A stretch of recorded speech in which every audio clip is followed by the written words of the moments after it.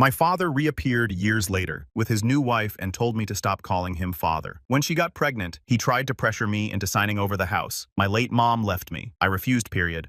I'm 25 male. This whole thing started 22 years ago when my mom was in college. She got pregnant. My dad Gavin had been with her about 8 months. The second she told him, he sent her one text saying he wasn't ready for that kind of responsibility, then changed his number. My mom kept me. Her parents, Pop and Nana, weren't thrilled at first. Pop sat her down with a calculator and walked through the numbers of raising a kid solo at 20. But the second I showed up and he held me, all that math went out the window. He looked at Nana and said something like, "Guess we're doing this." And they did. Pop handled the 5 a.m. feedings so my mom could sleep before class. Nana covered evenings.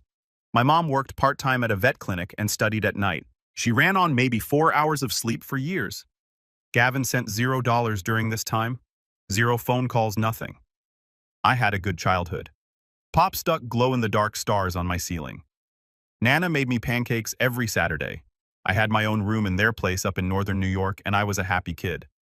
I didn't spend my time thinking about where my father was because I didn't need to. Then he showed up. I was 6, sitting on the porch eating a popsicle, and some guy pulled into the driveway in a blue sedan. My mom's face went white through the screen door. He hadn't come for me. He'd heard through the grapevine that she'd just gotten out of a relationship and figured he'd take another shot. She shut him down, but he kept coming back.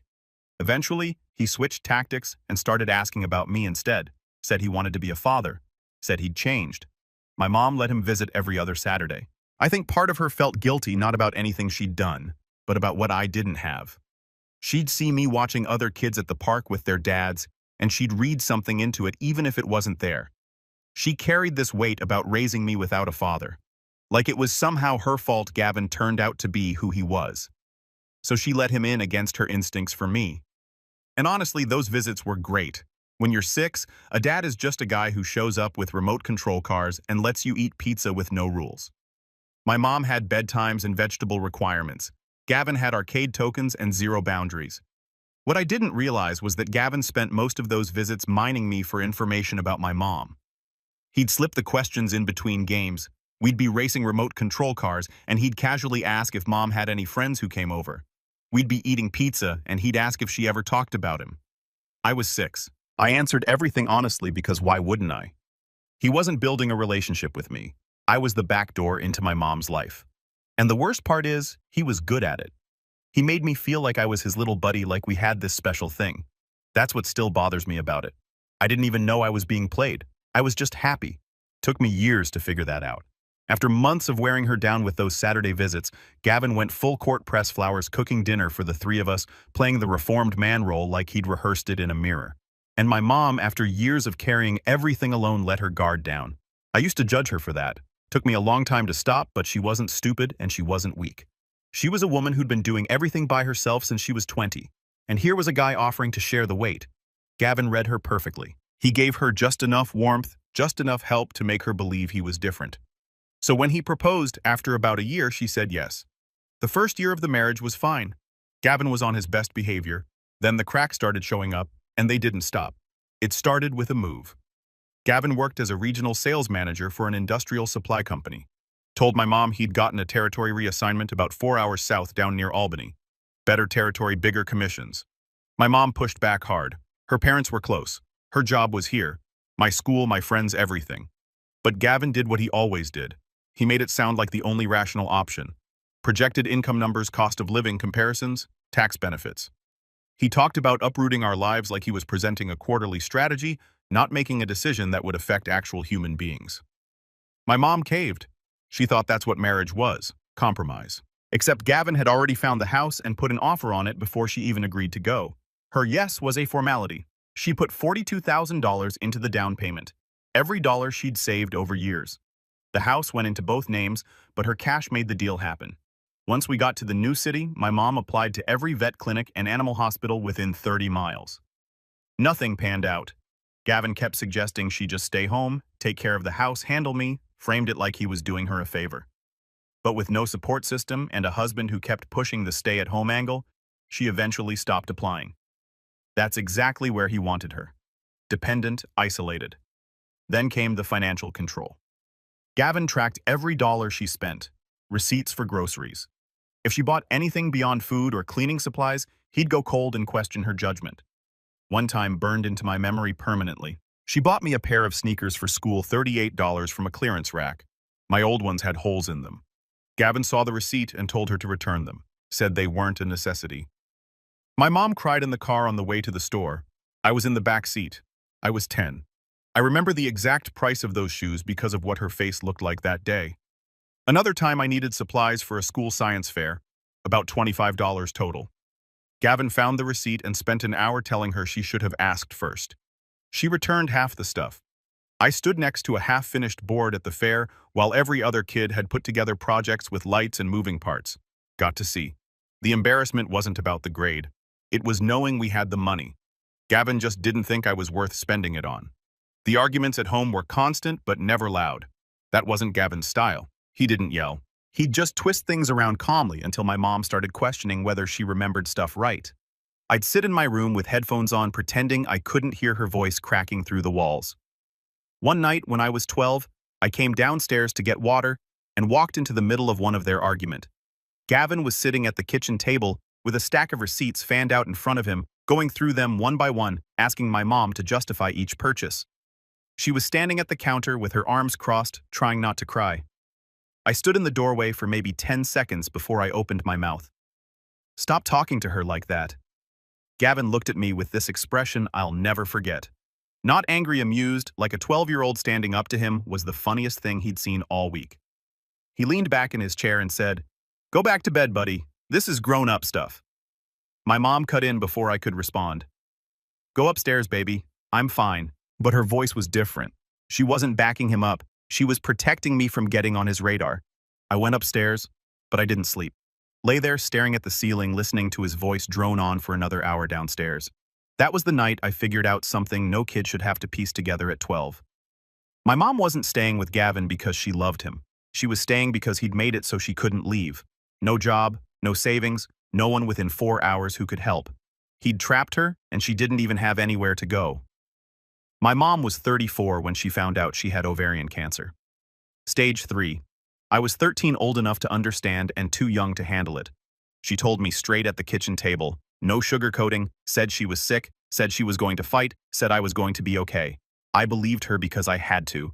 You'd think a cancer diagnosis would snap even the worst version of a husband into gear. Instead, Gavin pulled out a notepad at the kitchen table and started listing costs, treatment estimates, hospital stays, prescriptions. Everything came down to the same question for him. What does this cost me? He didn't have a separate mode for his wife's cancer. He processed it the same way he'd process going over budget at work. Then he put the notepad down, looked at my mom and said, "Between the mortgage, the car, and monthly expenses, I don't see where this fits. There's no room in the budget." My mom stared at him. Then she asked, "Room in the budget for what exactly?" "For all of this, the treatments." "It's not realistic, Grace. Call your parents." I was standing in the hallway when I heard that. Didn't say a word. Just stood there, 13 years old. Something changed in me that day for good. I stopped seeing Gavin as a bad dad.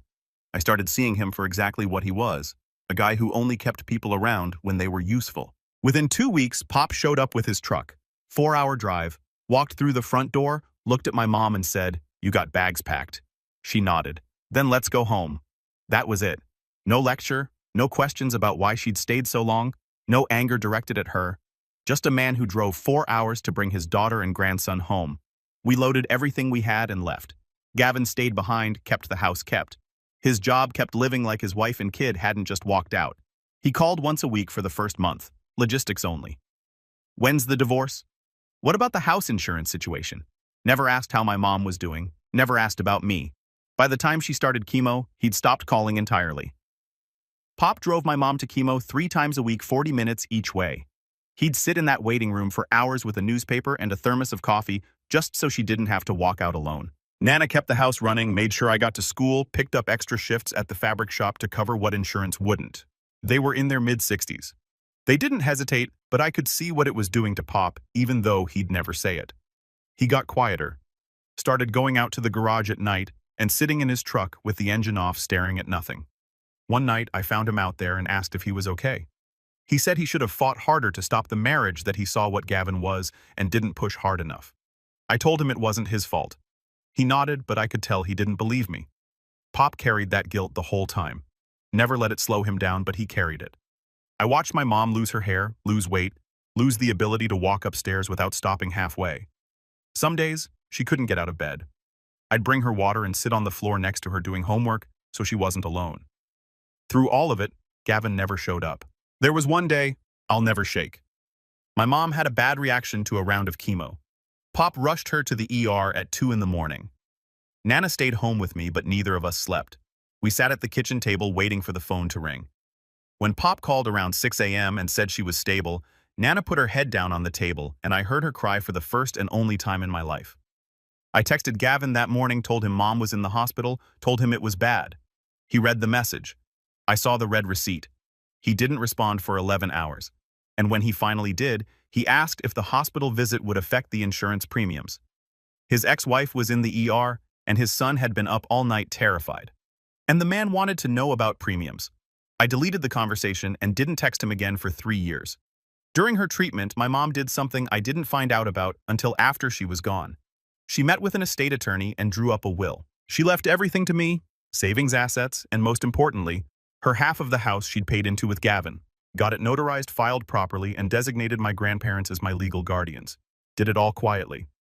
Pop told me later that in her final weeks she seemed calmer than she'd been in years, more like herself. And I think this was why. For the first time since she married Gavin, she was doing something he couldn't undo. She wasn't asking permission.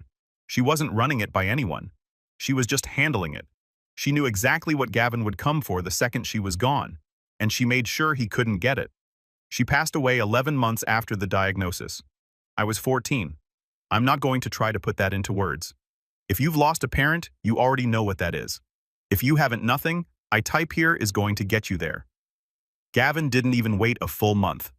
3 weeks after we buried my mom, he called and asked to speak to me. I got on the phone. No, I'm sorry. No. How are you doing? He went straight to it. Listen, I've been looking into the situation with the house. Your mom's will is going to get contested. It should have transferred to me automatically as the surviving spouse. He paused like he was reading off a script. The simplest thing for everybody would be if you just signed your portion over. We can do it quick and clean. No lawyers, no headaches. I was 14, 3 weeks out from watching my mom get put in the ground, and this man was running a sales pitch on me for her property. Pop took the phone before I could respond. I heard him from the next room, and it was the angriest I'd ever heard him. After that call, Pop sat me down and explained everything. The will, the deed, my rights. My mom's attorney had made it airtight. Gavin's name was only on his half. My half was mine. Done. But Gavin kept pushing. Every few weeks a new angle. The guilt play said my mom would have wanted him to have the whole house. The family play said we should handle it between us as if we were still a family. Pop and Nana shut him down every time. They were the wall between me and Gavin. And at 14, 15, 16, I needed that wall. I got through high school at my grandparents' place. Decent grades. Played basketball mostly to burn off the angry energy that builds up when you're a teenager who lost his mom and got ditched by his dad. Pop taught me cars on weekends. Retired mechanic. Believed every man should be able to do his own oil change and brakes at minimum. Saturday mornings in that garage. Hands black with grease. Radio on some classic rock station. Pop walking me through how to read a torque wrench. Those hours did more for me than Gavin managed in his entire run as my father. Pop didn't lecture. He'd hand me a tool and let me figure it out. If I messed up, he'd show me once, then hand it back. No speeches, no power plays. There was one Saturday I was trying to change a brake rotor and I kept stripping the bolt, getting frustrated, slamming the wrench down. Pop watched me for about a minute, then walked over and said, "The bolt's not your enemy. You're fighting it instead of working with it. Apply steady pressure, let the tool do the job." Then he walked back to his side of the garage. I cooled off, tried again, and the bolt came right out. He never said another word about it, but I've thought about that moment 100 times since. Steady pressure, let the tool do the job. That's basically how I handled everything with Gavin later on. No screaming, no emotional outbursts, just steady, documented legal pressure until the bolt came loose. Pop also taught me something else during those years that I didn't fully appreciate at the time. He showed me what it looks like when a man takes care of his family without keeping score. Not like Gavin, who made sure you knew exactly what he'd done for you and what you owed him for it. I got into a state school upstate, partial scholarship, covered the rest, working at an auto parts store near campus. Studied accounting, kept my head down, and built a life that had nothing to do with my dad. Sophomore year, I ran into one of his old coworkers at a gas station near campus. Guy recognized my last name and asked how my dad was doing. Told him we didn't really talk. He got uncomfortable and mentioned that Gavin used to complain at work about being stuck with the house payments and having an ungrateful ex-wife. That's what he called the woman who put $42,000 into his house and died while he calculated whether her chemo was worth the expense. I thanked the guy, got in my car, and drove back to campus. During college, Gavin was a ghost. A text on my birthday, maybe a holiday call under 3 minutes. He was still living in the house I co-owned, paying his half of the mortgage, pretending my half didn't exist. I didn't push the issue yet, but I started keeping a folder. Every text, every email, every voicemail. The accounting student in me understood one thing. Paper trails win cases. After graduation, I got a job at a small accounting firm about an hour from my grandparents. Entry level. Got my own apartment. Started stacking savings. Gavin was basically a stranger, and I was fine with that. If he'd left it alone, none of what comes next would have happened. 3 months ago, Sunday night, scrolling through my phone when a photo stopped me. Gavin in a suit. Some woman I'd never seen standing in front of a courthouse. Caption about new beginnings. The man had gotten married. She was younger than him, late 20s maybe. He was 46. Dark hair, big smile hanging onto his arm like he was the greatest thing that ever happened to her. Showed Pop the photo over coffee the next morning. He looked at it for about 2 seconds, set my phone down, and went back to his mug. Then without looking up, he said, "Keep your guard up. He's going to want something." Pop saw right through Gavin. Always did. Sure enough, a week later, Gavin called. First time in months. Told me he'd gotten married like I hadn't already seen the post. I told him I knew that through him. Then he hit me with the bonus round. Jennifer, the new wife, was pregnant. That's why they'd rushed the courthouse thing. He dropped it like I was supposed to light up and throw confetti. I didn't say much, just let him talk. He wasn't calling to share good news with his son. He was warming me up. After 22 years of watching this man operate, I knew the pattern. Charm first, setup second, then the ask. He invited me to come by the house the following weekend. Said he and Jennifer wanted to discuss something important. Wouldn't tell me what, just that it needed to happen in person. I said I'd think about it. Called Pop that night. He went quiet for about 10 seconds, which for Pop is a 5-alarm fire. He told me to go, but to go ready. Listen to everything, don't agree to anything, don't sign anything, call me the second you leave. I spent the rest of that week getting my stuff together. Pulled every document I had on the house. The original purchase agreement, my mom's will, the deed, property tax records going back years, scanned everything into a secure folder, bookmarked 3 real estate attorneys with strong reviews, screenshotted the current estimated value of the house from 2 different sites. If Gavin was planning a move, I was walking in there with my homework done and my receipts in order. Drove the 4 hours that Saturday, hadn't been to that house in years. Walking through the front door felt weird. Same layout, but nothing else was the same. New furniture, new paint, and on the mantle where there used to be a photo of me and my mom at a pumpkin patch, there was a framed picture of Gavin and Jennifer at some beach resort, both grinning. My mom and I had been completely scrubbed from this place. Jennifer was in the kitchen when I came in, visibly pregnant. 6-7 months along. She seemed nice enough. Nervous, shook my hand and said it was great to finally meet me. That word told me everything. Gavin hadn't exactly been advertising my existence to her. She kept glancing at him before she spoke like she needed clearance. I recognized that dynamic immediately. My mom used to do the same thing. And watching Jennifer do it made my stomach drop because I wasn't just looking at Gavin's new wife. I was looking at the early stages of the same cycle. She was already checking his face before she opened her mouth. Already adjusting herself around his reaction. She had no idea what was coming. Or maybe she did somewhere deep down. And she was already telling herself it was normal. We sat down in the living room. Gavin didn't bother with small talk. He leaned forward and said he and Jennifer had come to a decision about how things would work going forward, not a conversation, a decision already made. He was just here to deliver it. Before he got into it, I asked to use the bathroom, partly because I needed to, partly because I wanted to walk through the house one more time. I went down the hallway past the room that used to be mine. It was a nursery now. Soft yellow walls, a crib in the corner with a mobile hanging over it. My room. The one where I used to lie awake listening to Gavin interrogate my mom over receipts. The one where I sat on the floor next to her bed doing homework while she was too weak to stand. They turned it into a nursery and didn't think twice. On the way back, I passed the hall closet and noticed a cardboard box shoved behind the vacuum flap open.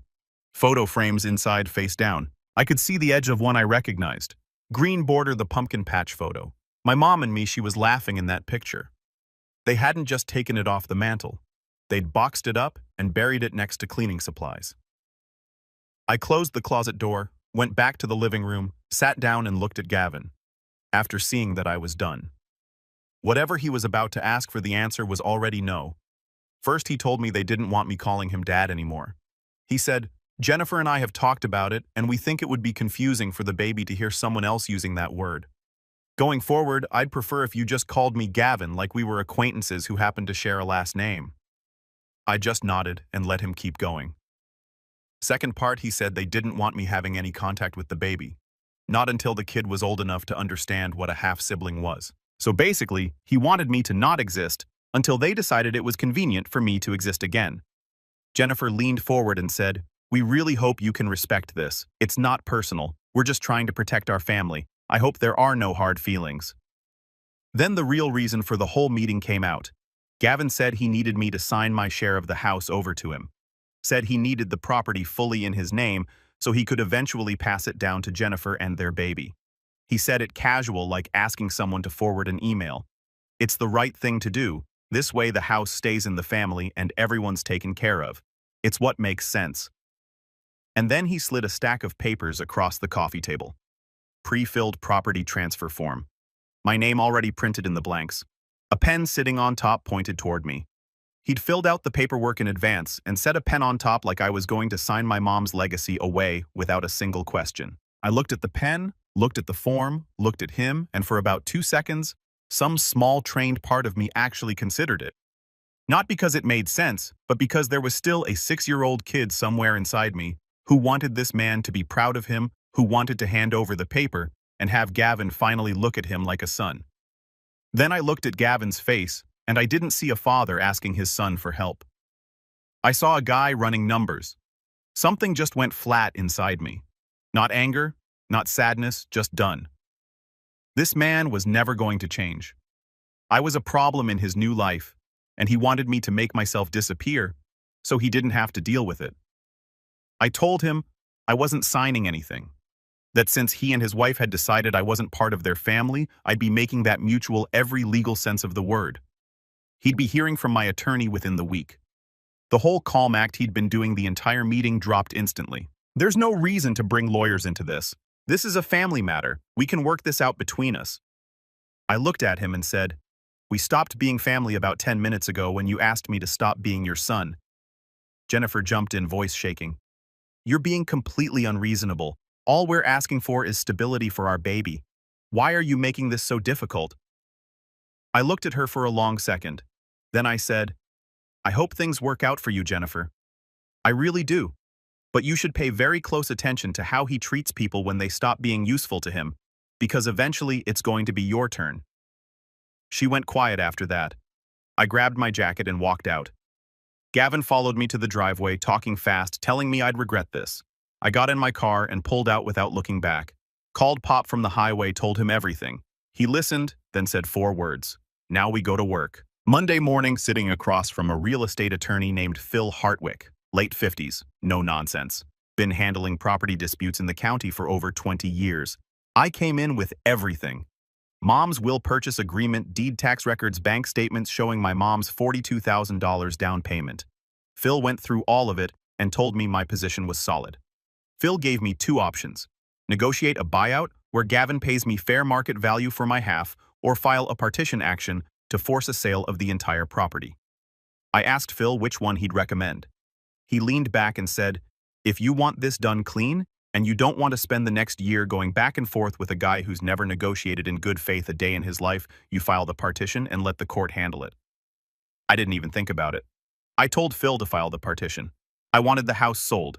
No negotiations, no back and forth, clean cut. Phil sent Gavin a formal legal notice that same week. The day it arrived, Gavin called me 6 times. Every single one went to voicemail. From that point on, all communication went through my attorney or email. Everything documented. No more phone calls that could be twisted later. Gavin's first real response was a long email. Called me ungrateful. Said he'd kept a roof over my head for years. Said my mom would have been ashamed of me. I forwarded it to Phil without replying. Phil told me to keep saving everything. Build the file. So I did. Over the next 2 months, Gavin ran through every play he had, and watching it happen in real time was almost educational. First came guilt. He couldn't afford a buyout. Jennifer was stressed. I was putting her health at risk. When guilt didn't work, he switched to victimhood. A long message about wanting a normal father-son relationship. When that failed, rage. A 3-minute voicemail calling me ungrateful. Then he circled all the way back to charm, asking if we could just talk like two adults. The father-son email was the one that got me, though. This man told me to stop calling him dad, told me to vanish from his life, then played the wounded father card because I threatened his free housing. You almost have to respect the range. He called Pop, directly asked him to talk some sense into me. Pop told him all communication goes through the attorney. Gavin tried Nana next, thinking she'd be softer. She told him the same thing, then added that he should be ashamed of himself for what he did to her daughter. Last time either of them spoke to him. One thing that gave Phil a serious edge was the paper trail I'd been building since college. Every email, every text, every voicemail where Gavin tried to guilt me or pressure me about the house. Phil used all of it to show the judge exactly what kind of person we were dealing with. It didn't directly impact the property ruling, but it painted a picture. The partition moved through the court smoothly. Gavin hired his own attorney, who argued that because Gavin had been paying the mortgage for years, he deserved a larger share. They tried to argue for credits based on his payments and maintenance, but it didn't erase ownership. It just got factored into the final numbers. My mom's contribution was documented. The will was valid. My 50% wasn't going anywhere.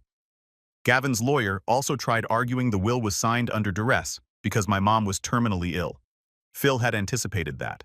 He brought documentation from the estate attorney and medical records confirming my mom was fully lucid when she signed. The judge didn't even ask for a rebuttal, looked at Gavin's lawyer, looked at the paperwork, and moved on. That was the moment I knew it was over. Not a dramatic courtroom speech, a judge flipping past Gavin's best argument like junk mail. The court ordered the house sold. Gavin fought it to the wire with delays and extension requests, but the judge set a hard deadline. The house went on the market and sold in 3 weeks. Final sale $310,000. The remaining mortgage balance was still around $112,000, plus closing costs and attorney fees on both sides. When the dust settled, my share came out to just over $89,000, clean deposit into my account. While the property case was moving, I took care of the rest. Had my attorney draft a formal no-contact notice and send it to Gavin. Filed the paperwork to change my last name to my mom's maiden name. Updated my next of kin, medical proxy, emergency contacts, everything. Removed him from anything that legally tied us together. And I had Phil make it clear that if Gavin or Jennifer contacted me again after the notice, we'd pursue a restraining order. When the last form was processed, I felt something I hadn't expected. Not just relief, there was grief in there too. Not grief for Gavin. Grief for the version of him I kept waiting for my whole life.